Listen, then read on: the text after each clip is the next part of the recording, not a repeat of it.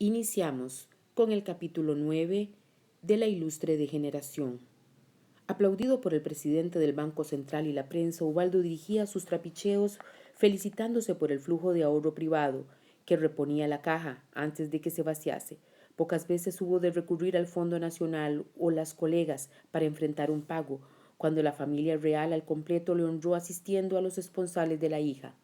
No presentía contratiempo cuando corresponsal de El Día, en el curso de amable entrevista, formuló preguntas muy fuera de norma, pues ponían en tela de juicio las cifras publicadas en la memoria.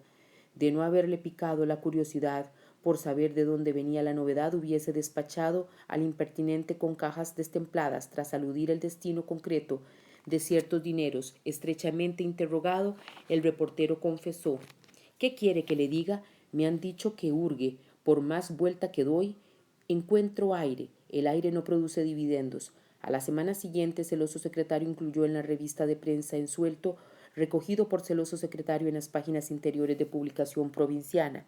Enumeraba una veintena de empresas adquiridas a través del mundo por la banca Rojas, de las que solo se había podido encontrar una asignatura en el registro comercial del país de origen, un teléfono que nunca respondía y cuando mucho placa en puerta de sórdida oficina eternamente cerrada. Ubaldo llamó al director de la cadena, dedicada a producir noticieros locales. ¿Puedes explicarme esto? Primera noticia, me voy a enterar. Pasadas por un par de semanas y olvidado el incidente, la información reapareció debidamente ampliada. En la primera del día, Ubaldo trotó al despacho de César. Esto es intolerable. Que estamos en quiebra técnica es verdad, desde hace un montón de tiempo, pero ni el Banco Central ni la prensa han dicho una palabra, al revés, han aplaudido la ampliación, hasta con las orejas, y hasta la han recomendado. De sobra saben que se destina a recomendar el agujero, porque de capital estamos limpios, así que el grano revienta, otros caerán conmigo. César convino en que el escándalo sería mayúsculo, prometió informar a quien correspondía ocuparse de que el deslenguado parase en el desierto intelectual del silencio y hacer lo necesario para que el ejemplo no fructificase. Ubaldo regresó a su despacho tan seguro de sí mismo como de costumbre, sin sospechar que citación judicial habría de robarle la calma. Por no perder tiempo, llamó a Rosita. Alguien está preparando algo desagradable, tienes que enterarte. Acostumbrada la esposa a brujulear por los sumideros de la élite, removió cielo y tierra con prodigios de habilidad, no parando hasta enterarse de lo que se conocía en las alturas. Informada de que a ciertos niveles se daba por acabado a su esposo, Ubaldo intentó establecer contacto directo con altas esferas, que días atrás dejaban lo que fuese para acudir a sus llamas. Encontrar reunidos o ausentes con reiteración le dio tan mala espina que, desempolvando viejos documentos supuestamente olvidados, consiguió entrevista inmediata. Fue acogido con cordialidad mesurada, que no estorbó la sinceridad. Algunos han empezado a hurgar. ¿Y lo que pasa? El banquero arrugó los labios con desprecio. A mí con esas, no. Sin orden de arriba, aquí no enreda ni Dios. Así que desembucha. El preboste dudó, suspiró y apostó por la verdad. Las cosas se han torcido. Para salir del paso tienes que dejarte procesar. Como no es cosa de que pierdan la confianza y guarden el dinero en el calcetín, el banco pajés comprará la banca. Los accionistas perderán, pero no todo, y los ahorradores ni una perra. Tú quizás tengas que pasar por la cárcel, pero cosa de nada. En cuanto pase la tormenta te sacaremos, y a disfrutar de lo que apandaste, que no es poco. Ubaldo estaba rojo de la ira. Esto significa renunciar a mi carrera como financiero y como político. El interpelado puso cara de circunstancias, comprendía al banquero, pero como se habían puesto las cosas a partir de aquel momento, solo podría engañarle. Un sacrificio sin importancia, eres joven y listo, pasado un tiempo volverás. Y a ganar elecciones. Intuitiva como mujer, Rosita captó la gravedad del caso, aconsejó prudencia por no encontrar otra salida. A veces las cosas se acaban. Yo que tú cogería lo que me dan, no vaya a ser peor. Pero Ubaldo no estaba listo a morir callando, ni creía que pudiesen matar. Empeñado en ser recibido por su valedor, abrió un segundo reducto documental consiguiendo cita. Acudió debidamente pertrechado de fotocopias de originales, a resguardo en lugar seguro. apostando fuerte, dejó caer de ser olvidado su tema por jueces y periodistas. El destino final de los dineros podría hacerse público en letras de molde y a escala universal. El beneficiario de aquel y otros cotarros, cerebro supremo de un negocio que se conocía en la sombra, prometió regresar al plan primigenio. El banco se mantendría, aunque fuese con alfileres, hasta que Ubaldo abandonase su presidencia para ocupar la del país, cargando al sucesor con el desastre de la quiebra. Así que afina, no vayas a nombrar Delfín a un amigo. Terminada la entrevista entre copas y bromas, Rosita recibió a su marido radiante. Todo resuelto. Me ponen al mejor abogado del Estado y habrá demanda fiscal por prevaricación. Al juez lo empapelan y a esos dos plumas los jubilan. Habrá condena por calumnia y por crear alarma social. Se aprovechará para tipificar el delito, da mucho juego y todo terminará a su tiempo. Empalmado los actos de desagravio con la campaña electoral, estará chupada. El mareo le dio el miércoles, se estaba vistiendo para ir a la cena de Javier, acudió el médico de cabecera, convocado de urgencia, al no ver las cosas claras, mandó al paciente al hospital, llegó en tal estado que le metieron en la UBI. Repuesto por la mañana, pudo enterarse de que el juez, tras descubrir y probar la quiebra del banco, había ordenado la intervención de la entidad, con embargo simultáneo a sus bienes. Sacando fuerzas de flaqueza, el enfermo realizó sucesión de llamadas infructuosas, abortada por sopor, que de madrugada se resolvió en fallecimiento. Estaba el cuerpo en los bajos del centro, a la espera de ser adecentado para pasar al tanatorio. Cuando pareció Javier, sin molestarse en preguntar por enfermedad, se interesó por ciertos papeles, vídeos y negativos mencionados días atrás por el difunto. Asimilando la experiencia con rapidez, Rosa invitó al prócer a visitar el despacho privado del difunto. Abriendo caja fuerte disimulada tras un cuadro, como manda la tradición, le entregó llaves de las cajas bancarias ubicadas en Zúrich y París. Con autorización firmada para vaciarlas, Javier reapareció en la capilla ardiente, instalada en el corredor de los Vips. Aprovechando apretado abrazo, susurró al oído de la viuda: «Gracias, Rosa, estaba todo». Rosita bendijo la prevención de Ubaldo y sus oportunas instrucciones. «Si alguna vez te mando pedir las llaves de los papeles, das estas dos. Se contentarán con lo que hay, pero entérate, lo importante está en otra parte. Tienes la clave en la trampilla del retrete, detrás del tercer azulejo. Si van a por mí, busca los papeles y te pones a trabajar desde el extranjero, porque si te quedas aquí nos majan». El traje negro colgaba sin mancilla, como todos sus trajes, cuidados por directo ayuda de cámara. El día en que Javier le miró desde arriba, comentando en Entierro de Campanillas que solo los horteras interpretan el luto en gris marengo, corrió al sastre para encargar su primer terno a la inglesa, color tinta de calamar. Gerardo se preguntó qué diablos pintaba en aquel duelo. En el telegrama figuraban sus tres apellidos, el primero unido al segundo según convenía su categoría, resaltando la elevada función que desempeñaba. Al haber sido dirigido a domicilio privado, no había confusión. Hizo un esfuerzo intentando por enésima vez ubicar al difunto en su infancia, título de marqués y nombre rimbombante, unidos a la fotografía que contempló en la prensa, pues aparecía con frecuencia, no le decían absolutamente nada. En el marco del entorno familiar, tampoco le sonaba la Rosita firmante, que le trataba como si se conociesen de toda la vida. «Tu primo ha muerto. Te esperamos». La palabra primo le pareció desagradable.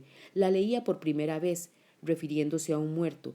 De no haber sido por la madre, que se adelantó por fallecer en edad prematura, sus predecesores hubiesen marcado por su orden, abuelos, padre, tíos. El subconsciente, tan incordión como de costumbre, le susurró: «Ha empezado el desfile de tu generación». Sintió el frío del sepulcro cuando los abuelos marcharon al otro mundo. La muerte le pareció accidente lejano, que no podía rozarle. Con la puerta de entrada cerca de la espalda, solo la mala suerte de la casualidad podían expulsarle. Al padre le despidió con serenidad y cierto alivio. No le disgustaba que se extinguiesen los que debían entregar la dirección del mundo a la quinta que les pisaba los talones, con contrato que supuso indefinido.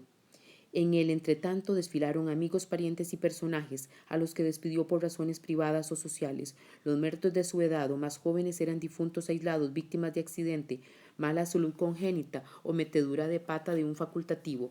Podía sucederle, pero no le inquietaba, porque el albur Nadie puede oponerse. Pero el difunto del telegrama era distinto. Le ponía de golpe y porrazo en primera línea, frente a la salida. Queriendo tranquilizarse, le identificó con primo paliducho y enfermizo, grandullón porque nació antes que los demás. Los primos enfermizos se van cuando menos espera. Situado frente al espejo, trabajó el nudo de corbata. No las quería de gomilla, porque lo deseaba perfecto. Conseguido el tercer intento sin arrugar la seda, se contempló más largamente. Introducido el maquillaje en sus costumbres, apenas asomó la primera arruga. Lamentó no haber logrado el aspecto juvenil que tanto le envidiaban. Su rostro se acercaba a la máscara de actor talludo que condenó a interpretar el galán por necesidad o empecinamiento, escapada al ridículo porque la fila cero quedaba desocupada y la primera a distancia prudencias del escenario.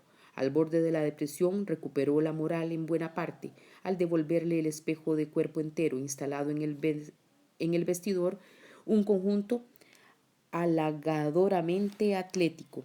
Daba el visto bueno a su persona cuando le asaltó precisión molesta. Vestía de negro demasiado a menudo. Funerales velatorios y visitas al camposanto se habían hecho tan frecuentes que encargó un segundo terno de difuntos. Por si muerto de compromiso, le cogía con el primero en la tintorería.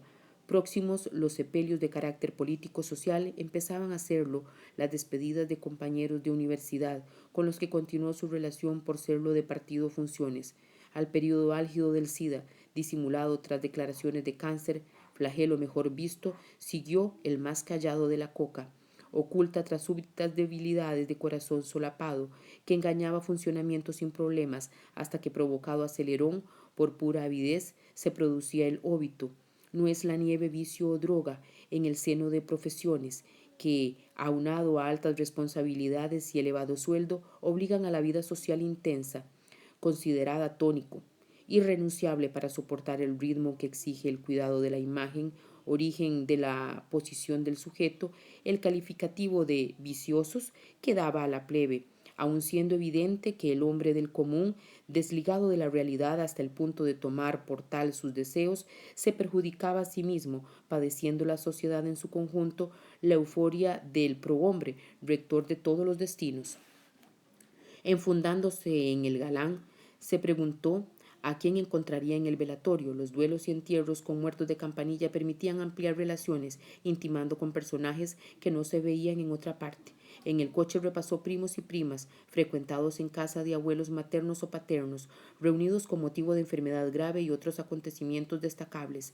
Se dijo que ninguno debía ser Ubaldo, pues el nombre no era de los que se olvidan, y dio en suponer que nació de las hermanas del padre emigradas a Madrid en busca de trabajo, o de la tía por parte de la madre, que casó con americano y apareció apestando a dólares, culpable de lo que les mandasen a dormir en la cuadra para hacerle sitio adecuado a su prosapia. Incluso podría ser hijo de la que se estaba en Francia, presumía de dinero sin tenerlo, porque la señora que le pagaba por horas de limpieza le regalaba trajes de firma desechados con una apuesta que valían muchas mensualidades.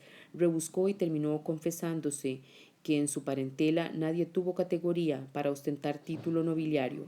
Molesto porque un pariente cercano logró lo que nunca podría conseguir, declaró injusto que un político de su nivel mereciese menos consideración que un banquero, sin más distingo digno de ser notado que su amistad con la corona. Detenido el coche ante el semáforo, adjudicó la dignidad a Rosita. La puerta del tanatorio se abrió sin intervención humana. Los velatorios en serie de reciente introducción acabaron con los duelos a la vieja usanza. No había portalón con media hoja cerrada ni pliegos sobre una mesa donde amigos y desconocidos estampaban su firma. Tampoco portero enfundado en librea de luto, vigilante y saludador, que dedicaba al visitante el gesto acorde de su categoría.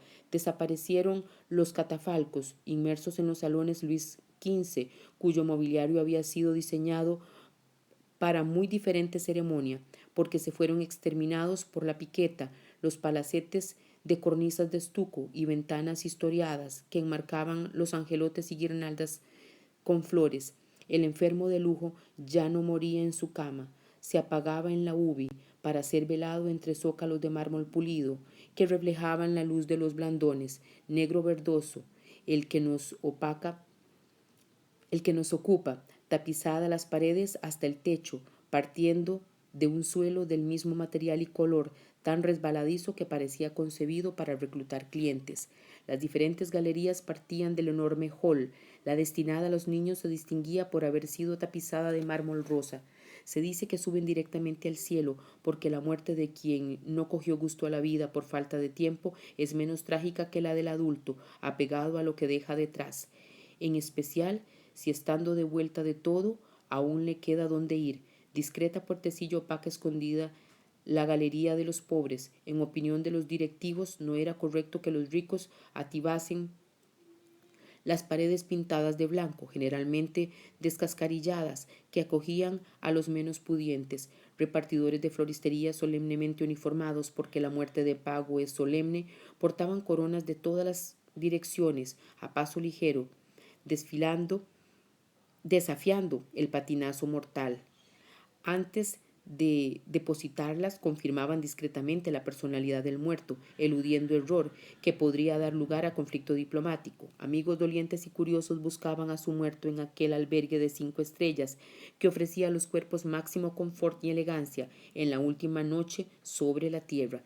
Pero el ingenioso invento de la sociedad de consumo situado en el extrarradio desfilaban los grandes de la tierra, siendo de este mundo y del otro, entre viudas esbeltas y atractivas a las que envidiaba la nonagenaria Pispireta, lamentando haber sido liberada fuera de tiempo, llorosas o simplemente graves, las sabía que dejaban escapar en impúdico deseo de vivir, disimulado por la introducción oportuna del velo, sirvió a ocultos rostros proclives a mostrar emociones como el dolor, pero sobre todo el alivio de una libertad recuperada, con prima adjunta de acceso a una herencia que habría de permitir a los supervivientes ofrecerse lo que el difunto les negaba. Miradas secas, lejanas o ávidas hubiesen desvelado que la ausencia de sentimientos reducía las relaciones familiares al plano de lo mercantil, de no ser por la introducción de la socorrida moda americana. Gerardo se cruzó con César, le acompañaba a su mujer, se saludaron sin hacerse preguntas, seguros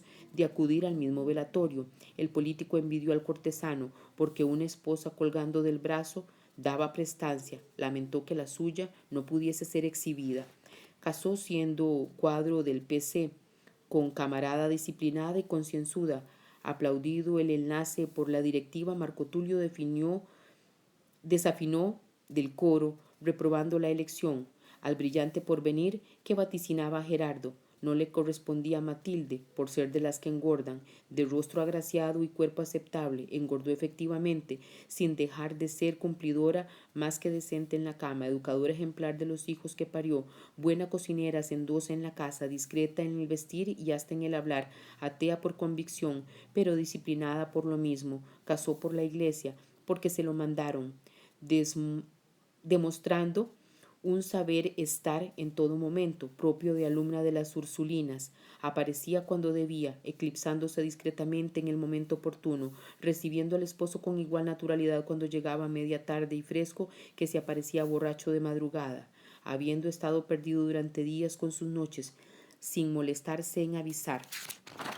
Dotada de voz firme, gracejo popular y memoria de elefante, triunfaba en el mitin con igual naturalidad que desentonaba en los salones.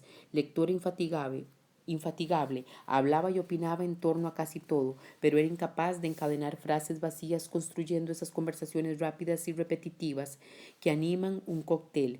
Admisibles los kilos y un exterior hortera, al no serlo sus modos verbales, Gerardo exhibía a la esposa en círculos de clase media, pero prescindía de su compañía en el acto oficial o privado, frecuentado por círculos por la élite política del régimen social y del pasado, considerado en consecuencia que no encajaba en aquel velatorio, no le informó de la pérdida del primo, recuperado difunto, temiendo que al tratarse de cuestión familiar pretendiese acompañarle. Cuando se produjo en su vida el cambio de rango político que le obligó a cambiar de amigos, a punto estuvo de reemplazar a la mujer, a imitación de no pocos compañeros que se la procuraron acorde a la función, pero le faltó valor.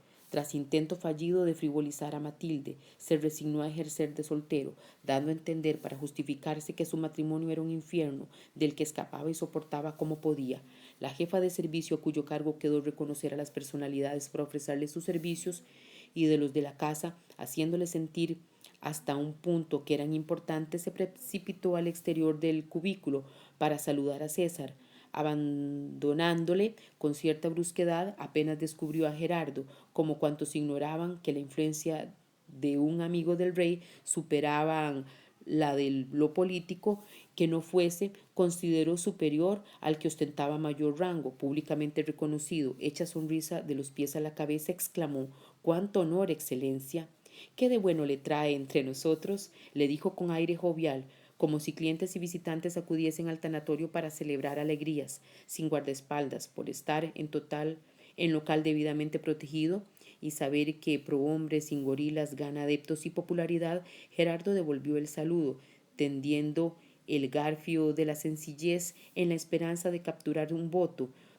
Cumplimentada la formalidad, se interesó por el paradero del primo marqués. Experimentada en duelos, la recepcionista leyó en el rostro del ilustre que no estaba seguro de poder reconocer al difunto ni a sus acompañantes. Deseando aliviar al prócer de la humillación de un error que hubiese cristalizado en inquinia contra la casa, acordó acompañarle dirigiéndose a un subalterno que manipulaba el ordenador. Haciendo que hacía, impartió instrucciones: «Ocúpate de la gente. Si hay algo, me llamas por el busca. ¿Sabes a quién estamos esperando? Si aparecen, tengo que avisar al director». «Eso mismo, pero enseguida». El duelo del marqués de Sierra Fría no era oficial, pero a juzgar por la concurrencia rebasaba en importancia la de un presidente. Desde que llegó desfilaron ministros financieros, cabezas de la inteligencia nacional y reales amigos notorios que confirmaron al difunto como VIP notorio en las primeras horas de la tarde. La mujer peroraba. Gerardo la siguió, demasiado ocupado en evitar el resbalón para escucharla. «Dicen que le trató el doctor Carreras. No sabemos de qué murió, pero nos enteraremos. Así que sabe todo. Dicen que fue casi de repente. Un hombre tan joven, porque tenía 40 y pocos, contado 47». Gerardo sintió que se ahogaba. Se dice que no pudieron hacer nada cuando le entubaron. Ya estaba muerto. Un deportista como él. Gerardo se juró abandonar el deporte. Dos mozos portadores de corona rezagada le adelantaron al paso de carga. Giraron a la izquierda. El corredor parecía prolongado al infinito. Jalonado el flanco izquierdo. Puertas de bronce, las más cerradas, indicaban que no era tiempo de cosecha para la muerte. Las que se abrían permitían entrever amplias estancias, lúgubremente iluminadas por luces indirectas, que apenas permitían adivinar la forma del ataúd y el bulto de los dolientes. Sin saber por qué, Gerardo se enredó en explicaciones. «Era mi primo. Hace tanto tiempo que no nos veíamos». La recepcionista se reafirmó en la idea de que el prócer temía no reconocer a su muerto. Ignoraba la razón, pero cada vez eran más los que se presentaban a dar el pésame en duelos de campanillas sin haber visto al muerto en su vida, ni a los dolientes. La importancia del difunto se medía por el nombre de los remitentes de las coronas, la premura con que arribaban, dándose el caso de que precediesen al destinatario y su número frecuente que rebasasen la capacidad de la cámara, se colocaban en la galería, enmarcado a los visitantes, que tras cumplir con la cabeza formaban grupos, intercambiando las frivolidades de costumbre. La recepcionista se refirió al signo de distinción. Acostumbrada a tratar a sus inquilinos como si fuesen huéspedes, hablaba de los muertos en presente. La primera que llegó venía de palacio. La puse en lugar de honor como se merece. El señor marqués es muy amigo del rey. Corre que poco antes de morir quería hacerle duque de Ría. Apenas llegó, se comentó que vendrían sus majestades. Me ha dicho mi compañera que estuvieron anoche. No era mi turno, pero si llego a saberlo vengo. Me lo perdí y se lo perdió el director. Andaba por ahí de juerga y no pudieron localizarle. Está que se lo llevan los diablos. Hoy dicen que vendrán las infantas. Por si sí o por si no, el jefe duerme en el despacho y yo no me pienso mover. No había en aquel sector del tanatorio muerto pobre, pero sí diferencias, muertos rodeados de amigos y relaciones, hasta filmados por la televisión, acompañado por la familia escueta e incluso solitarios. A ese le vela el criado, no tiene a nadie, un tipo con suerte. Dicen que le han dejado una fortuna. Apegada a la función de guía, la jefa de recepción informaba. Su pariente, primo, puntualizó Gerardo.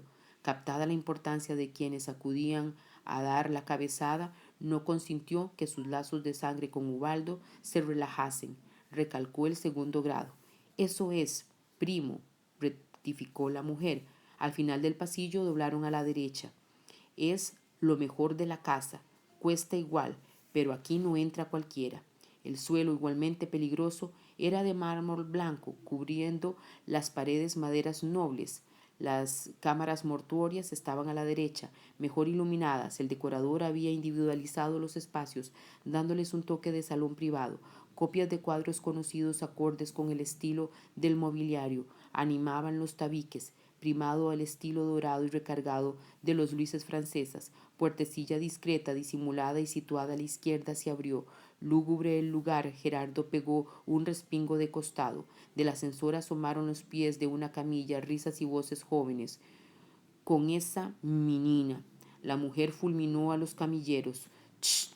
Las ruedas se deslizaron discretas. La jefa de servicio consideró que debía explicación al futuro cliente. Tenemos un personal muy respetuoso. Estos deben ser suplentes. Ahora mismo van a la calle. Lo traen del centro de belleza. El recuerdo que dejamos en los vivos es importante. Preparamos a nuestros clientes en función a su futuro. Hay quien quiere duelo de 4 o 5 días porque esperan a un familiar o por lo que sea. Otros un traslado. Cuando llegan a destino, algunos quieren abrir la caja. Tienen que verlo como siempre estuvo. Nuestros embalsamadores y maquilladores son de los mejores. Gerardo sintió que le hacían el artículo. Su aspecto no era brillante, pero tampoco tan lamentable como para necesitar los servicios de la empresa a corto plazo. Se tranquilizó, pensando que le ofrecían lugar donde albergar a sus ascendientes o colaterales. Discretos y rigurosamente elegantes, los que acudieron al duelo de Ubaldo para expresar su dolor intercambiaban saludos, formando corros animados, departían quedamente, calculando los minutos de presencia exigidos por la corrección en función la relación que mantuvieron con los vivos o el muerto. No corrían bebidas ni se ofrecían canapés como en velatorio casero. La práctica estaba prohibida en el tanatorio dotado de bar, restaurante bien abastecido, a disposición de clientes e invitados 24 horas sobre 24. Insuficiente la clientela, recibía clientes del exterior, siendo frecuentes que clanes enlutados y llorosos enjurgitasen parcas cenas junto a partida de noctámbulos bullangueros. El ataúd de caoba sobre catafalco cubierto por un paño de terciopelo negro bordado en oro ocupaba el centro del salón. 6 blandones de metal dorado hacían guardia, rematados por velones de cera auténtica. Los pabilos ardían como en todo tiempo. Gerardo observó los rasgos del difunto a través del cristal. No tenían parecido ni aún lejano a los parientes que recordaba del lado paterno-materno. Dotados de marcado aire familiar, los dolientes ocupaban sillones Luis XIV en madera tallada y dorada, de alto respaldo, tapizados de terciopelo igualmente negro. La recepcionista le indicó la ubicación de la viuda, en grupo de 4 hembras, cuyos rasgos disimulaba el tul completado por varón barbilampiño y pelirrojo, que se aburría ostensiblemente. Gerardo se dijo que no conoció pelirrojo ni entre parientes lejanos. Se disponía a saludar a la doliente, pero Rosita se le adelantó, saltando del trono, se le derramó en los brazos, la recibió sin saber qué actitud tomar. Siempre fuiste su primo predilecto, sollozó en su hombro y Gerardo empezó a inquietarse, preguntándose qué buscaba aquella pájara con la insólita demostración de cariño. Sin darle tiempo a reflexionar, Rosita le cogió de la mano, arrastrándole hasta la cabecera del féretro. Contempló al muerto por segunda vez. Por más vueltas que le daba aquel rostro, solo le recordaba a banquero conocido, que según decían estaba a punto de tener serias complicaciones. Intuyendo que debía decir algo, desgranó frase manida. Tiene perfil de medalla. Todos vosotros tenéis mucha clase, mintió Rosita con alevosía. Gerardo, que nunca oyó semejante cosa, referida a su persona se cortó y preguntó por puro formulismo: ¿cómo fue? Así, de repente, no tenía nada, se sintió mal. Vino la ambulancia y lo metieron directamente en la UBI. Al principio no le di importancia, era tan aprensivo, pero se fue en un plis-plas. No le cogió el brazo izquierdo, lo acarició. Levantando el velo, le miró a los ojos. Sus cuerpos se rozaron. Un trayazo recorrió la espina dorsal de Gerardo. La voz de Rosita le arrullaba. Sumido en violentas sensaciones y confuso, le dijo que aquella tipa era una experta. Fue terrible, pero sobre todo inoportuno. El pobre Ubaldo pasaba un mal momento. Ya sabes cómo era, ganaba fortunas, pero gastaba fortunas. Por otro, pobrecillo, se contentaba con cualquier cosa, pero todo le parecía poco, tratándose de servir. Era tan bueno que después de que pasase lo que pasó, seguimos teniendo entrada en todas partes, hasta en Palacio. Pero un cerdo de periodista publicó una sarta de mentiras. Ubaldo hubiese podido defenderse, aclarar con una palabra dónde estaba el dinero. Pruebas tenía, pero si lo dice hubiese hecho mucho daño a todos. Solo Dios sabe qué hubiese podido pasar. Imagínate lo que sería un escándalo semejante. Gerardo tragó saliva, no se podía imaginar nada de nada. La mujer continuó: si Ubaldo hubiese hablado, hoy no tendríamos problemas, pero calló, y lo que queda, queda. No hay quien lo enderece. Así que lo tengo todo embargado. Bueno, lo que han podido encontrar, porque lo de fuera, pero hay que ser prudentes, buscan dejarnos sin medios para que no nos podamos defender. Gerardo no escuchaba, contempló a la prima, que adivinaba ficticia, y sintió que jamás había encontrado mujer que le atrajese con tal fuerza. Fue presentado a los sobrinos, saludaron desmayadamente sin ocultar que estaban deseando largarse. Hacer guardia al cadáver paterno les aburría soberanamente. La madre de Rosita, mujer entrada en carnes, que adoraba agitarse entre relaciones y amigos, olió al personaje, se acercó mundana y amable, como si estuviese en otra parte. Aún conservaba buena parte del atractivo que derrochaba la hija. Iba a despedirse, considerando peligroso prolongar aquel deber protocolario, cuando Rosita le adjudicó papel insospechado. Como eres el único pariente de Ubaldo que se ha presentado, he mandado traerte un sillón.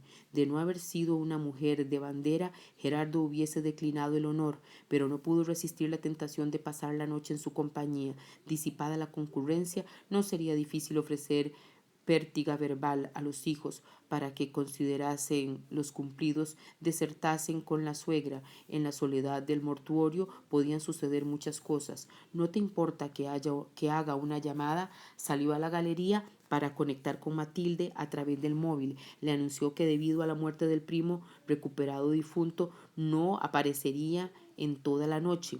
No olvidaba avisarla desde cierta madrugada en que, afectada por la psicosis de terrorismo que invadía el mundo de la política, llamó a la policía denunciando su rapto. Celosas las fuerzas del orden por considerar irreemplazable a todo hombre público etiquetado, le sorprendieron en motel acogedor, con sudamericana imponente, en el momento más brillante de una noche que sin aquella intervención hubiese sido inolvidable por muy distinto motivo. Acababa de cortar cuando apareció Ignacio. No escondió su sorpresa al encontrarlo. Pero, ¿tú qué tienes que ver con Ubaldo? Gerardo, que a tales alturas había intimado hasta con el muerto, contestó sin dudar: era mi primo, pues no lo sabía, y calló que el difunto hablaba pestes del insospechado pariente. En la soledad de la madrugada, ausentes madre, hijos y público, tras escarceos y arrumacos perpetrados ante el silencio de la muerte, Rosita se sinceró: no, no es que estemos arruinados, pero justo el día en que falleció Ubaldo le embargaron hasta la camisa. Como no puedo tener nada, todo esto quedará a deber, porque si pago harán preguntas y no quiero problemas. Gerardo empezó a sentirse incómodo. ¿Lo saben?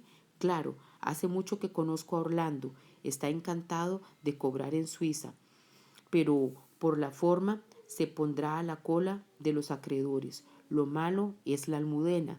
Tenemos embargado el panteón. Si no lo arreglo de aquí a mañana, ¿qué hago con el muerto? Pues no veo qué puedo hacer.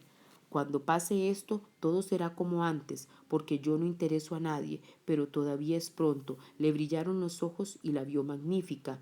Eres un hombre conocido y el parentesco te justifica. En cuanto amanezca, vas a ver a Manuel Suárez. Le dices que ejecute, que estoy de acuerdo y que le compras el panteón. Hablas con el juez como pariente y sigues que me deje enterrarlo.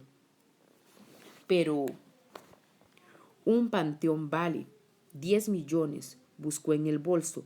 Como estaba segura de que vendrías, tengo el cheque preparado y una carta para Manuel. Te confieso que la idea fue suya. Necesitábamos alguien que tuviese posibles y razón para intervenir. ¿Quién mejor que tú? Porque si hubiese sido otro, esas pirañas de periodistas que solo piensan en morder, la hubiesen armado. El rostro de Gerardo se cerró. No veo la necesidad de meterme en este lío.